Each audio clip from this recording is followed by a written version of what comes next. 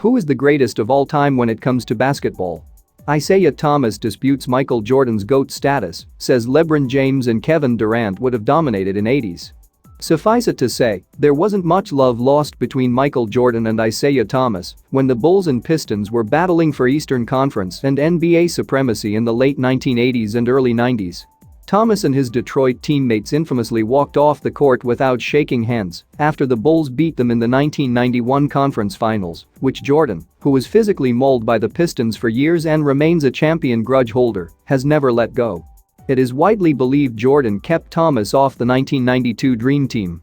You might say Thomas is still taking jabs at Jordan, who is still, for most people's money, the greatest player to ever live, and who is fully back in the NBA spotlight with the massive success of The Last Dance, ESPN's 10-part documentary chronicling Jordan and the 1997-98 Bulls as they chased and eventually won their sixth championship in 8 years. On Thursday, Thomas, who was speaking with Chris Broussard of Fox Sports, all but renounced Jordan of his GOAT status, making the case for today's stars as vastly superior athletes to the ones Jordan and Thomas were playing against, effectively saying Jordan wouldn't have stood out as much had he been forced to play against the likes of LeBron James or Kevin Durant. "I think this generation of players is not getting enough credit for what they're doing," Thomas said. "Because the athletes that are in this generation are so far superior than what was in my generation. When we were playing, Jordan was the best athlete that we had ever seen, but from an athletic standpoint, there are like 10 or 11 guys in the NBA right now with Jordan's athleticism. We didn't have that back then. With what Kevin Durant and LeBron are doing, if you put them back in the era of the '80s, with their talent, their athleticism and their skill, who's the GOAT?" Jordan being defended by, say, Kawhi Leonard or prime LeBron James, in an era where defenses are far more sophisticated and thus difficult to crack because of the relaxed illegal defense rules, which in turn allow teams to effectively surround great players with multiple defenders, is a lot different than facing either straightforward one-on-one defense from largely inferior athletes or obvious double teams that had to announce themselves to the world because, again, of the strict illegal defense rules. What were the illegal defense rules back then? In essence, no zone. You had to be attached to a player at all times, either the man you're guarding or the man you're double teaming. No in between.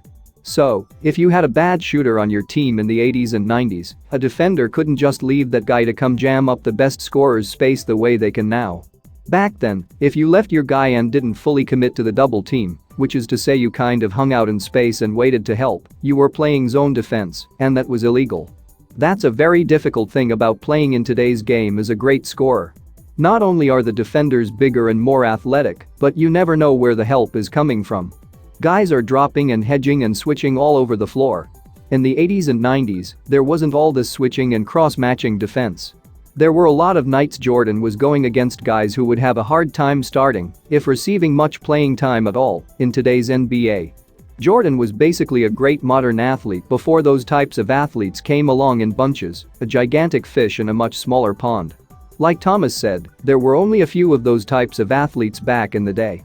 Jordan, Julius Erving, these guys were one of one when they were playing. Now they might be one of 15 or 20. Now great athletes, great shooters, great defenders, they're everywhere. It's not just the athleticism, the skill level has exploded.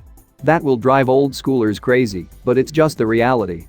We're talking about putting LeBron or Durant back in the '80s and '90s, but turn that around and put Jordan in this era. Put Jordan in the Rockets' offense in James Harden's role, with shooters all around him and the floor completely spaced, with centers not allowed to just stand back and protect the rim and/or maul him when he goes to the rim, with help defenders not allowed to leave bad shooters to cramp up driving lanes, with the way fouls are called these days. The guy would live at the free throw line in this era.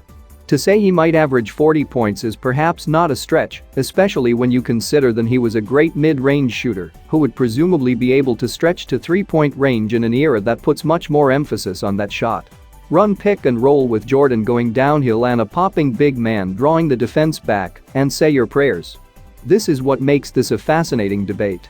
You're talking about all-time great athletes and players with entirely different circumstances. There's really no right or wrong answer, and if you think Jordan is still the greatest, you clearly have a case. But if you side with Isaiah and believe the players of today are just physically better, you can make a pretty convincing case in your own right. For more interesting sports news, subscribe and hit the bell icon to get notification. Please subscribe, like and share 369 Sports News. Play like a champion today.